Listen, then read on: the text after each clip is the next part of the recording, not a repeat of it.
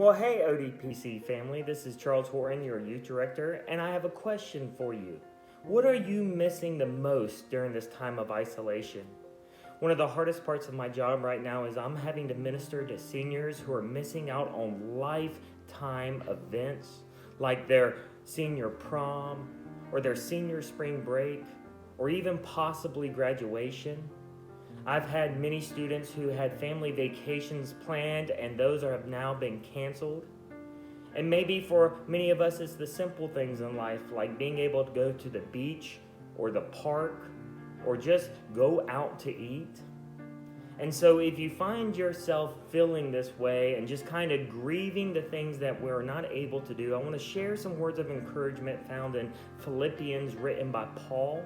And they start in verse 11, where he says, "Not that I was ever in need, for I have learned how to be content with whatever I have. I know how to live on almost nothing or with everything. I have learned the secret of living in every situation, whether it is with a full stomach or empty, with plenty or little. For I can do everything through Christ who gives me strength." One of the greatest attacks Satan uses on our minds is it's this belief that if only we had more or could do more, then we can find the happiness and peace that we want in life.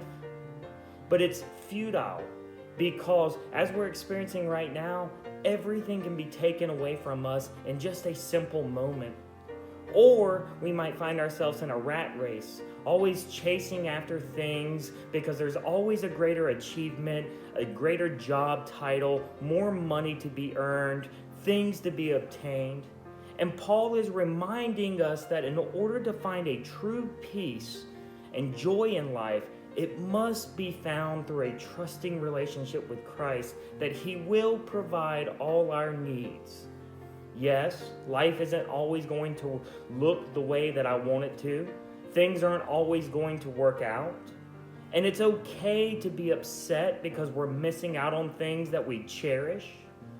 But I have found in my own personal spiritual journey that when I focus on the things that God has already done in my life, that I become more grateful instead of having to worry about the future and all that it holds.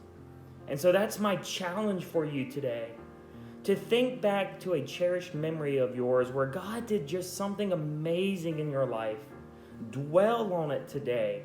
Let it encourage your spirit today as we battle through these worries of the what ifs and what we're missing out during this difficult time.